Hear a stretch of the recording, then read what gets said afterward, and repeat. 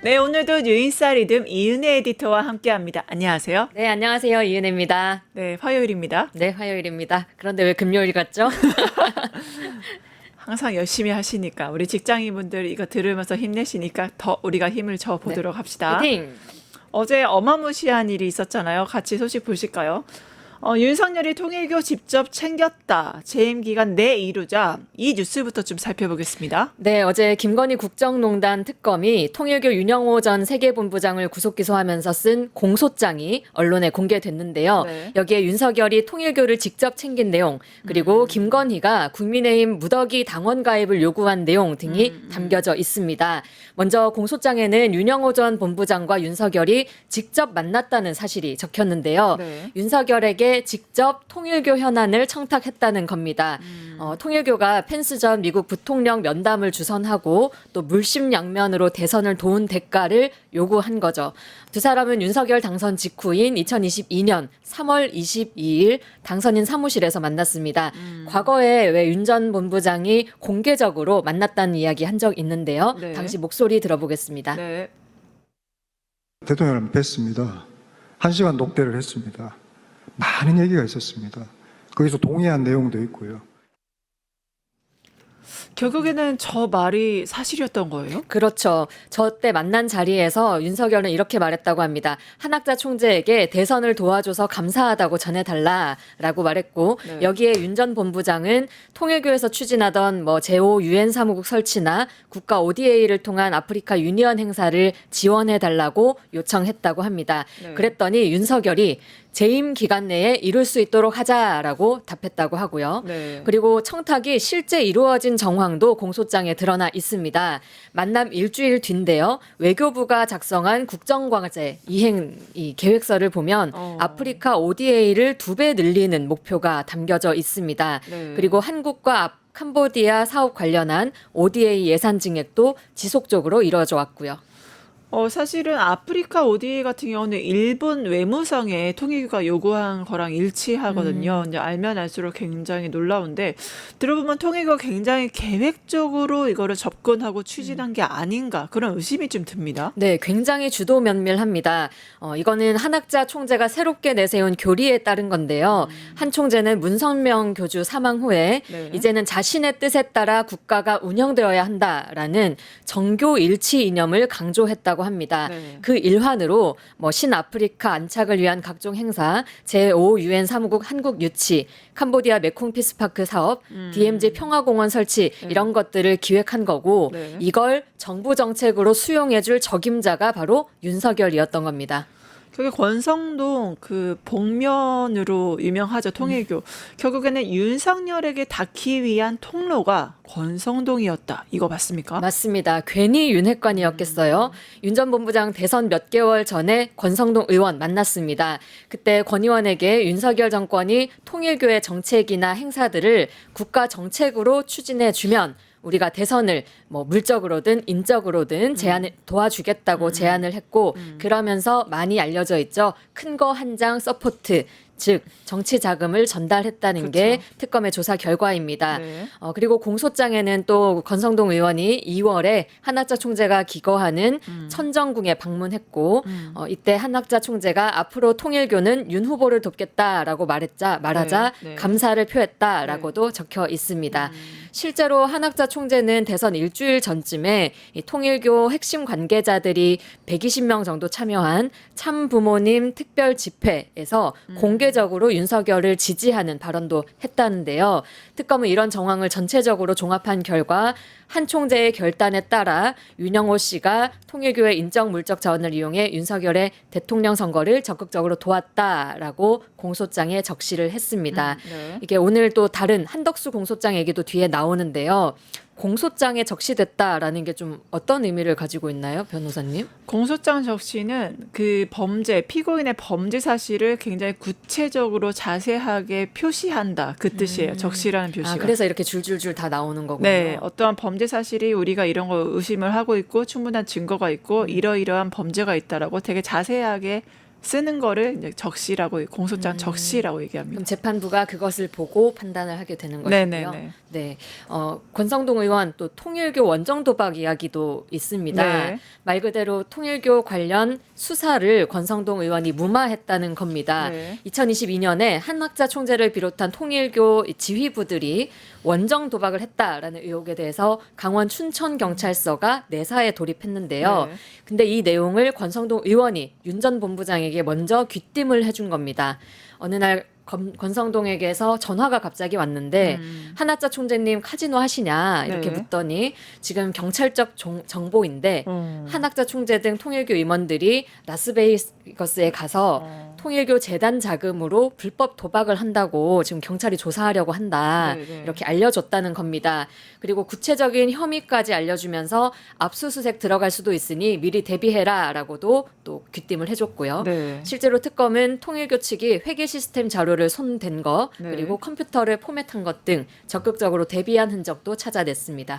네, 그리고 통일교가 굉장히 체계적으로 접근했다. VIP 1, 2에게 어떤 루트가 좀 있었던 것 같습니다. 이 역시 굉장히 치밀한 면입니다. 앞서 말씀드린 대로 통일교는 권성동, 윤핵관을 통해서 윤석열로 접근을 했잖아요. 이게 첫 번째 트랙인 거고 여기에 또 건진법사를 통해서 김건희로 올라가는 두 번째 트랙을 만들어 두 부부 모두에게 접근을 한 겁니다. 네. 이번에는 건진과 김건희 라인을 좀 살펴보겠습니다. 네. 통일교가 김건희와 처음으로 접촉한 거는 대선 즈음 2022년 3월의 일입니다. 그때 통일교가 윤석열 부부 쪽으로 이 통하는 창구를 계속해서 물색을 하다가 김건희와 친분이 두텁고 향후 정권에서 좀 영향력이 있을 거다라고 평가받는 건진법사를 만나게 됩니다.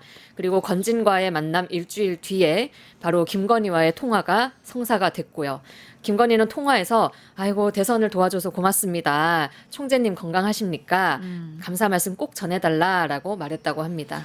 그 윤석열이 당선된 후에 윤 전 본부장 만나서 한 얘기랑 지금 굉장히 비슷해 보이는데 적어도 그럼 둘 다 통일교 지원했다는 사실을 알고 있었던 건가요? 그렇습니다.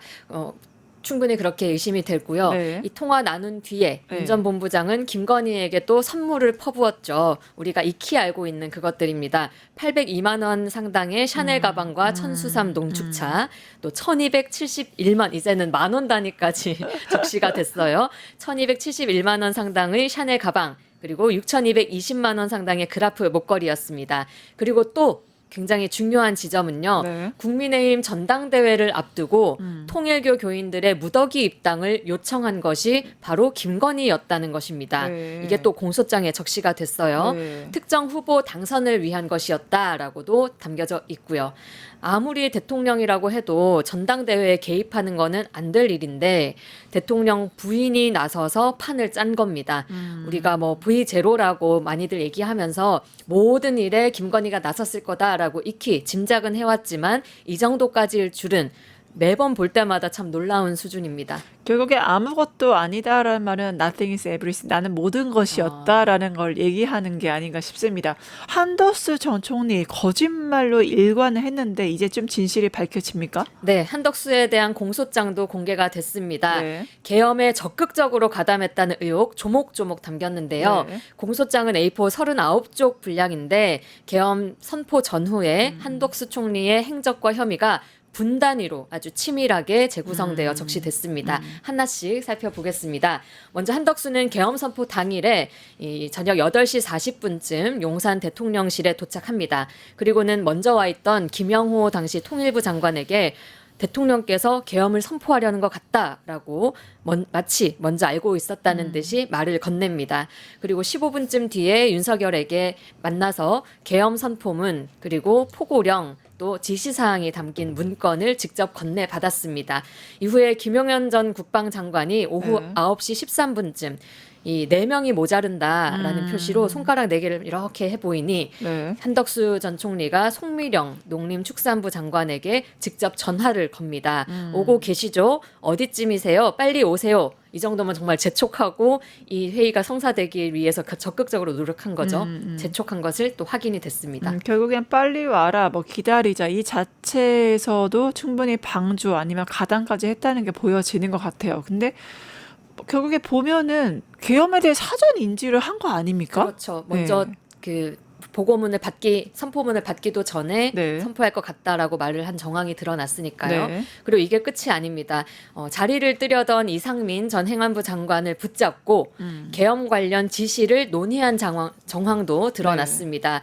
주머니에 넣었던 문건을 꺼내서 테이블 위에 놓고 둘이서 손가락으로 짚어가면서 약 16분간 논의하는 장면이 CCTV에 포착된 겁니다. 네. 그리고 더 수상한 거는 계엄 해제 요구안이 결의된 후입니다. 방기선 당시 국무조정실장이 이거 이제 해제 국무회의 해야 되는 거 아니냐. 대통령하고 직접 통화 좀 해보시라. 지금 이 문제를 해결할 수 있는 건 총림님밖에 없다라면서 네. 적극적으로 한 총리의 역할을 주문을 했는데 네. 여기에 대해서 조금만 한 번만 기다려보자라고 묵살한 겁니다.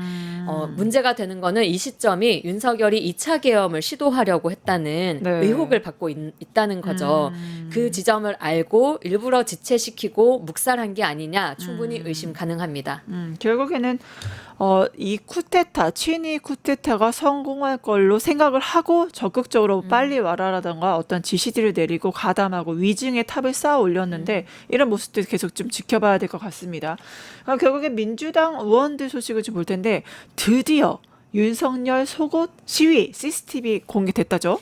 네, 국회 법제사법위원회 간사인 김용민 의원을 비롯해서 네. 민주당 여당 의원들이 서울구치소 찾았습니다. 거기서 윤석열 모습이 담긴 CCTV 열람했습니다. 직접 눈으로 확인한 의원들 이렇게 말했는데요. 윤석열이 자신에 대한 체포영장 집행 당시 1차 집행, 2차 집행에 걸쳐 위아래 모두 속옷 차림과 반말로 체포 집행을 거부한 것을 확인했습니다. 라고 전했는데요. 구치소 앞에서 의원들의 목소리 들어보겠습니다. 네.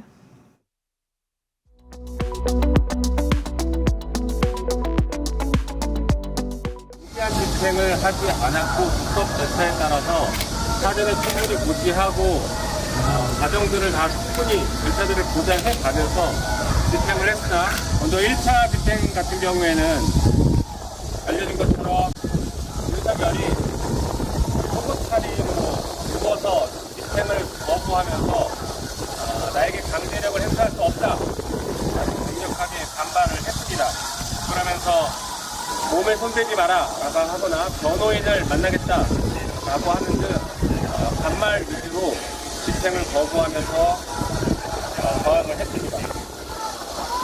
그다음에 2차 집행 8월 7일의 2차 집행의 경우에는 역시 집행을 시도하려고 할 때 이미 속옷 차림으로 자리에 앉아서 성경책으로 보이는 책을 읽고 있으면서 집행을 거부했습니다. 다시 말해서 1차, 2차 두 번 다 속옷 차림으로 집행을 거부한 게 맞습니다. 한편 2차 집행 과정에서 권력을 행사하고 윤석열이 다쳤다라는 그런 주장은 저희가 영상을 확인해 본 바로는 거짓말이라고 판단했습니다. 윤석열에 대한 집행은 사실 윤석열의 안전이었을 뿐 강제로 드러내거나 끌어내거나 하지 않았습니다. 영상을 보았는데 정말 충격적이었습니다. 특검이 체포영장을 집행하러 와서 방의 문을 여는 순간 웃돌이도 속옷이었고요. 정말 놀랍게 하의도 속옷이었습니다. 그리고 내내 거부하는 장면, 그리고 오히려 교도관이나 이런 사람들을 협박하듯이 하는 법의 지식을 가지고 공무 집행을 스스로 방해하고, 내가 거부하면, 내가 체포영장 거부하면 집행 못하는 거라는 취지의 발언은 무슨 조선시대의 왕을 보는 것 같았습니다. 그리고 1차 집행, 2차 집행 하는 내내 혼자서 90% 이상을 혼자서 발언하고 있습니다. 기세등등하게 무엇이 잘못되었냐는 식으로 발언을 하고 있습니다. 그렇게 혼자서 떠들고 발언하고 기세등등한 사람이 왜 특검의 수사는 거부하고 재판에는 나가지 않으면서 거부하고 있는지 대한민국 국민들을 묻고 싶습니다. 모든 재소자들은 체포영장 집행에 공권력에 순응해서 적어도 조사를 받거나 재판에 출석을 하는데 윤석열 혼자만 첩보영장 집행을 거부하고 재판에도 출석을 하고 있지 않습니다. 전직 검찰총장이자 전직 대통령이었던 그런 내란개념이자의 법 시주의를 부정하고 헌정 질서를 주장하는 매우 참담한 모습을 오늘 CCTV에서 확인을 했다. 이렇게 보고받습니다. 아니 내가 검사 27년 했어. 근데 이것뿐만 아니라 여러 발언이 있었는데 오디오 자체가 너무 충격이었다죠. 네, 그리고 왜 우리 국민들은 보지도 않았는데 벌써부터 안 삼는 사고 싶은, 안 본는 사고 싶은 그런 기분이 드는지 모르겠습니다. 아까 쭉 의원들 얘기 들어봤는데 네. 그중에 몇 가지 좀 제가 열받는 지점을 말씀드려보면 네. 윤석열이 원래 속옷만 입고 있었던 이유를 너무 더워서 그랬다라고 얘기했었거든요. 그런데 모포를 뒤집어 쓰면서 거부를 했다는 거잖아요. 네. 정말 거짓말이었던 거고 그리고 교도관들이 생각할 시간을 드리겠다. 뭐 언론에 또 보도될 수 있으니 옷 좀 먼저 입고 얘기하자. 네. 물리력을 사용해도 되겠습니까? 이렇게 굉장히 젠틀하게 설득적으로 대했거든요. 네. 그런데 윤석열은 여기에 대고 내 몸에 손 하나 까딱 못해. 당신 검사해봤어? 이렇게 반말을 찍찍 일삼았다는 거 역시 정말 충격적입니다. 아 근데 이게 너무나 악질적인 게요. 법을 알잖아요. 그래서 독직 폭행 혐의로 이제 고발까지 한 상태인데 이 행위들과 지금 오디오를 보면은 전혀 매칭되지 않아요. 너무 법을 악용하는 말도 안 되는 범죄자거든요. 네. 그리고 진실이 드러나지 않을 거라고 생각한 것 같습니다. 네. 영상에 따라서 이 의원들의 말의 전언에 따라서 네. 당시 상황을 좀 설명하면요. 2차 집행 때 문홍주 특검보가 스마트폰으로 체포를 지시를 했습니다. 팔짱 끼는 방법으로 체포해 주시죠. 저는 지시했습니다. 체포해서 호송해 주시죠라고 지시하자 교도관들이 윤석열이 앉은 의자 다리를 붙잡았습니다. 그런데 이게 윤석열이 제법 거구잖아요. 네. 무거웠겠죠. 그래서 의자가 안 들렸다고 합니다. 그 과정에서 윤석열은 스스로 의자에서 내려와서 바닥에 앉아서 벽을 보고 앉았다고 합니다. 이 장면을 본 장경태 의원은 마치 어린아이가 병원에 가기 싫어서 떼쓰는 수준이었다라고 전했는데요. 네. 장경태 의원 인터뷰 목소리 좀 들어보겠습니다. 네. 그 이후에도 계속적인 정당한 적법한 영장 집행에 대해서 거부하다 보니 교도관들이 영장 집행하겠습니다라고 수십여 차례 고지를 하고 또 변호인들을 퇴정 요구를 했음에도 불구하고 퇴정을 거부한 상태에서 이 영장 집행을 하려고 했습니다만 그것도 아주 안전을 이유로 의자 자체를 좀 들려고 했는데 시도는 했지만 의자가 사실 들진 않았고요. 예. 아주 조심스러운 상태에서 의자를 끌다시피 진행을 했고 본인이 스스로 의자에서 내려와서 바닥에 앉는 정말 어린아이가 마치 병원 가기 싫어서 떼쓰는 정도 수준밖에 안 됐습니다. 만약 그렇게 다치게 한 과정이 그렇게 주장하고 싶다면 저는 영상 공개하라고 변호인 측이 오히려 적극적으로 주장했으면 좋겠습니다. 아니 이 정도면은 소식 대한민국 국격 훼손 아닙니까? 이게 한때나마 우리나라 대통령이었던 사람이 맞습니까? 너무 참담하거든요. 네, 정말 참담하다는 말로밖에 표현할 수 없을 것 같습니다. 네. 아마 앞으로 이 영상에 대한 공개 요구 더 높아질 것 같은데요. 네. 법사위는 CCTV 영상 국민에게 공개할지는 나중에 다시 논의해서 결정하기로 했습니다. 네. 다만 윤석열 측은 망신 주기 의도로 열람조차 위법하다고 반발했습니다. 한마디로 웃기고 있네라고 하고 싶은데 네. 진즉에 왜 망신스러운 짓을 했냐 이렇게 물을 수밖에 없는 거죠. 네, 또 영치금이 있습니다. 김계리 변호사가 뭐 영치금이 없다 여러 번 도와달라 이렇게 했는데 3억이 모였다고 하죠. 네, 아주 감옥 내에서 떼쟁이 어린아이 짓을 하면서 네. 수억 원대 연봉을 따박따박 챙긴 거나 다름없습니다. 윤석열 구치소 수감 뒤에 김계리 변호사가 그리고 전한길 씨가 SNS에 계좌번호를 올렸습니다. 네. 고독한 옥중투쟁을 이어가고 계신 윤석열 대통령께 당신의 응원과 사랑을 전해달라라면서 영치금 모금을 호소한 거죠. 전한길 씨의 홍보 영상 보겠습니다. 독방인데 너무 열악하고 심지어 책상 테이블도 없대요. 마음이 많이 아팠습니다. 사실은. 저도 아까 10만 원 이렇게 입금하려고 하니까 하루에 그 한도가 있다고 하는 것 같아요. 이게 재밌는 게 김계리 변호사가 영치금 계좌를 공표를 했잖아요. 했는데 거기에 영치금 중에 3억을 변호사비로 썼어요. 본인 변호사비 받으려고 한 건가 굉장히. 셀프. 네. 이거 김건희도 50만 원 입금했다는. 네, 네. 맞습니다. 돈은 입금했네요. 면회는 안 갔는데. 면회는 안 가서 전혀 사랑하지 않는 줄 알았는데 50만 원어치는 사랑을 했나 봅니다. 그리고 그녀의 사랑은 50만 원. 50만 원어치. 그리고 장모 사랑 역시 사위 사랑은 장모라고 네. 최은순 씨는 100만 원 입금했다고 합니다. 50만 원, 100만 네. 원. 결국에는 3억 원인데 이게 다 쓸 수 있는 겁니까? 뭐 변호사 비용으로도 썼을 것 같고 처음에 3억이나 싶어서 또 잠잠히 생각해 보니 평생 감옥에서 썩어야 되니까 또 평생 하려면 또 그 정도는 필요할까 싶다가도 네. 감옥에서 써봤자 뭐 얼마나 쓰겠나 싶기도 하고요. 네. 심지어 윤석열 부부의 재산 둘이 합쳐서 75억 가까이 됩니다. 네. 이런 거대한 자산가들이 국민을 등쳐서 돈을 또 모아냈다니 네. 어쩜 탄핵이 되든 안 되든 구치소에 들어가든 안 들어가든 똑같이 그렇게 도둑놈 심보인가 싶습니다. 이렇게 모인 돈이 73번 73번에 걸쳐서 외부 개인 계좌로 또 이체가 됐다고 해요. 예, 법무부에 따르면 영치금이 외부 이체되는 건 가능하다라고 하는데요. 네. 다만 민주당은 영치금이 내란옹호 집회 등의 후원에 악용되지는 않을지 제도적 개선이 필요하다는 방침입니다. 근데 또 이제 어제 국회가 개원을 했습니다. 근데 한복과 상복, 뭐 사자 보이스가 나타났다. 이건 뭡니까? 네, 반쪽은 잔칫집, 네. 반쪽은 상갓집. 정말 네. 진풍경이 벌어졌습니다. 네. 생생한 국회 현장 우리 뉴스토마토 카메라에 담겼는데요. 함께 보고 오겠습니다. 네. 지금부터 제429회 국회 정기회 개회식을 시작하겠습니다. 먼저 국민 의례를 하겠습니다. 모두 자리에서 일어나 앞에 있는 국기를 향해 주시기 바랍니다. 국기에 대하여 경례.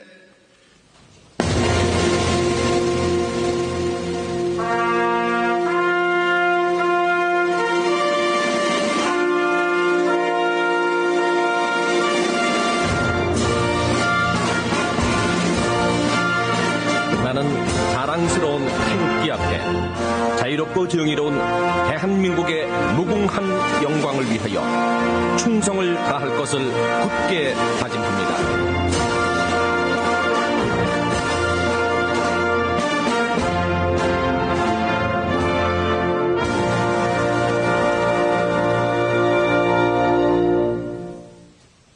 근데 영상 보니까 한쪽은 K커처, 한쪽은 울, 한복과 상복 굉장히 극과 극입니다. 네, 애초에 이 한복 등원은 우원식 국회의장이 한국 문화를 널리 알리자면서 제안한 데 따른 겁니다. 네.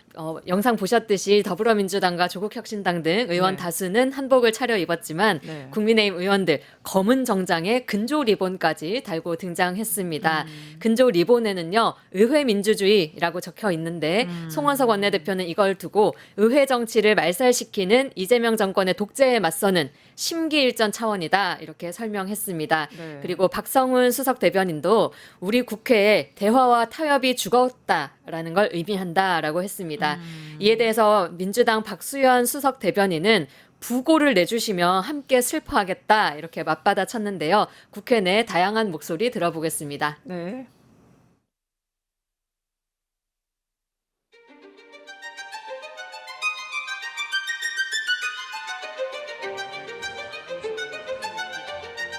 영광을 위하여 충성을 다할 것을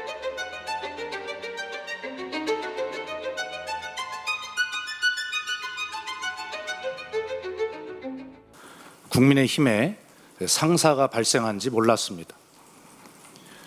부고를 내주시면 조문하고 슬픔을 함께 나누도록 할 것입니다. 국힘이 기어이 어깃장을 부려 잔칫날을 초상집으로 만들려고 국회 개원식에 상복을 입는다고 합니다. 국제적 망신은 물론 국익의 해악입니다. 국민이 국회에 바라는 것은 희망과 미래이지 장례식이 아닙니다.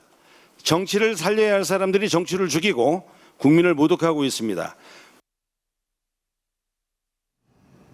네, 결국엔 정권 교체 후에 첫 정기 국회 앞으로 100일간 열린다죠? 네, 100일 동안 3대 개혁법, 3대 특검법 그리고 비롯해서 각종 입법 그리고 내년도 예산안 처리하게 됩니다.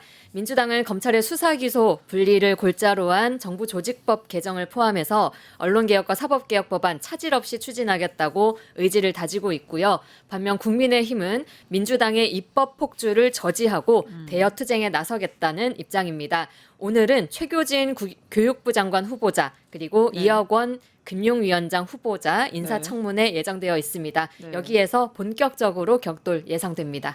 결국엔 개혁의 완수, 입법 독주, 극과 극으로 갈 텐데 거기에 또 권성동 의원의 체포동의안 이거 제출이 됐다고 합니다. 네, 오늘 권성동 의원 많이 등장하는데요. 네. 법무부가 어제 권성동 의원 체포동의 요구서를 국회에 제출했습니다. 네. 관련 내용 보도로 보겠습니다. 네. 법무부가 권성동 국민의힘 의원의 체포 동의안을 국회에 제출했습니다. 통일교 측으로부터 불법 정치 자금을 받은 혐의입니다. 국회의장은 의원 체포 동의 요청을 받은 후 처음 개의하는 본회의에서 이를 보고해야 하는데요. 현재로서는 우원식 의장이 중국 전승절 행사를 다녀온 이후인 오는 9일에 본회의에서 보고가 이뤄질 가능성이 큽니다. 또한 체포 동의안은 본회의 보고 24시간 이후 72시간 이내에 표결을 진행해야 하는데요. 제적 의정 과반이 출석하고 출석 의원 과반이 찬성하면 가결되는데 여당인 민주당이 과반 이상의 의석을 갖고 있는 만큼 권성동 의원의 체포 동의안은 멀지 않은 시일 내에 통과가 될 것으로 보입니다. 네, 결국에는 체포 동의안 제출됐는데 이르면 10일에 이제 찬반 표결이 있다고 하니까 같이 지켜보도록 하겠습니다. 네. 황금 거북이 이배용 국가교육위원장 여기에 대해서 국회 출석 앞두고 있었죠. 근데 갑자기 사퇴를 했습니다. 네, 어제 국회 예산결산특위 전체회의가 있었는데요. 원래 여기에 출석을 해야 했습니다. 그렇죠. 하지만 국가교육위원장 자리에 이배용 위원장이 아닌 다른 사람이 앉았습니다. 네. 국회 출석 직전에 사퇴 의사를 밝혔기 때문입니다. 네. 김건희를 통한 매간매직 의혹이 불거진 지 나흘 만이고요. 네. 임기를 한 달도 남기지 않은 시점입니다. 관련 보도로 내용 보겠습니다. 네. 첫 소식입니다. 김건희 씨에게 금 거북이를 건넸다는 의혹을 받고 있는 이배용 국가교육위원장이 자진 사퇴했습니다. 이 위원장은 오늘 오전 입장문을 통해 사임의 뜻을 밝혔습니다. 이 같은 상황이 발생한 것에 대해 송구스럽게 생각한다고도 전했습니다. 앞서 특검팀은 김건희 씨 모친 최은순 씨를 압수수색하는 과정에서 10돈짜리 금 거북이를 발견했습니다. 이 위원장이 윤석열 씨 부부에게 쓴 것으로 보이는 편지도 함께 나온 것으로 전해집니다. 이 위원장이 김 씨 측에 인사청탁을 했고 이를 통해 국가교육위원장에 임명된 것이 아닌지 의심되는 대목입니다. 이후 이 위원장은 돌연 휴가를 내고 국회 예결위 출석을 회피하려 했는데요. 정치권의 압박이 거세지자 일단 사임을 택한 것으로 보입니다. 이 위원장은 언론 보도 내용에 대해서는 조사 과정에서 소명하겠다고 밝혔습니다. 네, 결국엔 금거북이 매간매직인데 이런 상황 발생해서 송구하다. 사퇴한 건 결국에는 국회에서 얘기하지 않겠다 이건가요? 네, 공개적으로 질타받기를 두려워하고 그런 상황을 피하려는 모양새 네. 같습니다. 마치 타조가 모래 속에 머리를 박으면서 이 상황을 모면하려는 것 같은 그렇죠. 그런 느낌이 드는데요. 그런데 이 전 위원장이 사실 금거북이 논란을 다 떠나서라도 네. 애초에 그 자리에 앉아서는 안 될 인물이었습니다. 왜 그렇죠? 예, 이 지점 좀 짚어보고 싶은데요. 네. 이 사람이 박근혜 정부 당시에 친일 인사 옹호하고 독재를 미화해서 비판받은 네. 역사 교과서 국정화를 주도했던 인물. 네. 이 지점은 유명한 점이죠. 네. 특히 이 국가교육위원회 자체에도 네. 전현직 국교위원 그리고 소속 위원들이 네. 리박스쿨이나 그 협력단체인 대한교조와 밀접한 연관을 또 맺고 있다고 합니다. 특히 대한교조라는 곳은 일제강점기와 군사독재 미화하는 뉴라이트 역사관이 담긴 대한민국 사회교과서를 제작한 곳입니다. 네. 그래서 금거북이로 큰 자리를 얻은 이배용 씨가 단순히 욕망의 눈먼 개인이라고 보기보다는 네. 이배용이라는 인물을 내세워서 대표해서 극우 세력이 우리나라 교육계로 침입한 사건이 아니냐 이렇게 봐야 될 것 같습니다. 결국에는 이배용 같은 경우에 올바른 역사 교과서가 무엇인가 이게 한국학중앙연구원에 있을 때에도 이런 발언을 해서 논란이 좀 됐었거든요. 대한민국의 역사적 뿌리까지 뒤흔들려고 했던 굉장히 엄청난 인물이었네요. 맞습니다. 좀 앞으로 지켜보도록 하고요. 근데 이게 매간매직이 썩은 부위도 드러내는 계기가 될 수 있을지 지켜볼 텐데 이것뿐만이 아니라 국제 소식도 우리가 지켜봐야 되지 않겠습니까? 맞습니다. 중국의 전승절 북중러가 모이는 그 현장 좀 얘기해 주시죠. 네. 네, 김정은 위원장이 중국으로 출발을 했다라는 소식입니다. 네. 조선중앙통신이 중국 전승절 80주년 기념행사에 참석하기 위해 김정은 국무위원장이 어제 전용 열차로 출발했다고 전했습니다. 네. 이번 김 위원장의 베이징 방문은 최선희 외무상을 비롯해서 당정 간부들이 함께 수행한다고 합니다. 네. 그리고 부인이나 딸 김주혜와의 동행 여부는 밝혀지지는 않았습니다. 북한이 최고 지도자의 해외 방문을 출발 후에 이렇게 공식 확인한 것은 이례적인 일입니다. 네. 평양에서 북한과 중국 접경지대인 단둥까지는 대략 4-5시간 정도 걸리는데요. 지금쯤이면 이미 중국으로 들어갔을 것으로 예상이 됩니다. 네, 결국에는 김정은은 자신의 전용 열차 태양호를 타고 이제 출발을 했다는 건데 도착을 하는 걸로 보이죠. 근데 오랜만에 다자 외교 무대에 복귀하는 것보다 보니까 굉장히 다양한 해석이 있는 것 같습니다. 그렇습니다. 북한의 다자 외교 무대에 참석하는 것은 김정일 전 국방위원장 시절부터 중단이 되어 왔었는데요. 네. 오히려 김일성 주석 생전에는 비교적 활발했습니다. 그렇죠. 김일성의 마지막 다자회의 참석은 1965년 네. 인도네시아 반둥회의 10주년 기념 행사였고요. 1980년에는 티토 유고 대통령 장례식장에도 참석을 했습니다. 김정은 위원장의 중국 전승절 열병식 참석은 집권 14년 만에 처음이고요. 북한 정상으로는 45년 만에 오르는 다자외교 무대가 되겠습니다. 그러다 보니 여러 가지 노림수가 있다 이렇게 짚어내는 목소리들 많은데요. 네. 먼저 뉴스토마토 보도부터 보고 이어가겠습니다. 네. 김정은 북한 국무위원장이 6년 만에 중국을 방문합니다. 한미일대 북중러라는 신냉전 대결 구도가 고착화되는 장면이 연출되는 겁니다. 김 위원장은 1일 평양을 출발해 신의주 중국 단둥을 거치는 기차에 탑승할 것으로 보입니다. 이후 약 20시간이 걸리는 기차를 통해 베이징으로 이동합니다. 3일에는 열병식에 참석하는데 시진핑, 푸틴과 함께 천안문 막루에서 신냉전의 전례 없는 상징을 연출할 예정입니다. 김 위원장은 이번 다자 외교를 통해 한반도의 적대적 두 국가론을 펼칠 가능성이 높습니다. 여기에 핵 보유국에 대한 지위를 인정받으려 할 전망인데요. 우리 정부의 관계 개선 시도에도 남북 사이의 실타래는 더욱 풀기 어려워질 것으로 보입니다. 이번 전승절 행사에서 3자 정상회담을 가질지도 주목됩니다. 다만 3자 정상회담은 중국의 입장에 따라 유동적으로 보입니다. 만약 3자 정상회담이 진행될 경우 한미일대 북중러라는 신냉전 구도는 고착화될 것으로 관측됩니다. 우리 정부 입장에서는 우원식 국회의장의 역할에 집중하고 있습니다. 만약 김정은 위원장과 조우하게 되면 관계 개선의 첫 발을 뗄 수 있기 때문입니다. 뉴스토마토 한동인입니다. 네, 결국에 6년 만에 중국 방문인데 북중러, 한미일 이렇게 가는 건가요? 네, 한미일의 협력에 맞대응하는 것이다라는 시각이 좀 우세합니다. 네. 왜냐, 김 위원장의 방중 발표 자체가 이재명 대통령이 한미 정상회담을 잇따라 마치고 귀국했던 그 당일에 발표가 됐거든요. 네. 그러다 보니까 북한은 물론 중국과 러시아의 이해관계도 맞아떨어져서 가게 된 게 아니냐라는 분석입니다. 네. 그리고 두 번째로는요, 북한이 이제 외교적 고립을 좀 벗어나서 네. 핵 보유국 지위에 대한 반서방 진영의 암묵적인 동의를 이끌어내려는 노림수가 아니냐라는 해석도 존재합니다. 네. 이번 전승절 김정은, 시진핑, 푸틴이 나란히 천안문 광장 이 막루에 오르게 되는데요. 네. 여기에는 다른 20여 개국 정상들도 함께하게 됩니다. 그렇게 같이 모인다는 것 자체가 그 국가의 정통성을 인정한다는 의미가 있다는 건데요. 그렇죠. 그간 북한의 경우에는 핵으로 인해서 좀 정통성이 부인당해 왔었잖아요. 네, 네. 이번에 한자리에 오르는 거는 북의 핵에 대해서 다른 이 진영의 국가들이 암묵적으로 동의하거나 사실상 인정하는 걸로 봐야 된다라는 전문가의 분석입니다. 특히 김 위원장이 출발 전에 마지막으로 공개한 일정이 핵탄두 탑재가 가능한 미사일을 직접 둘러봤거든요. 네. 이런 면에서도 중국, 러시아 지도자를 만나기 전에 좀 핵보유국의 위상을 네. 다시 한번 강조하려고 보여주고 싶어서. 했던 행보가 아닌가라고도 보여집니다.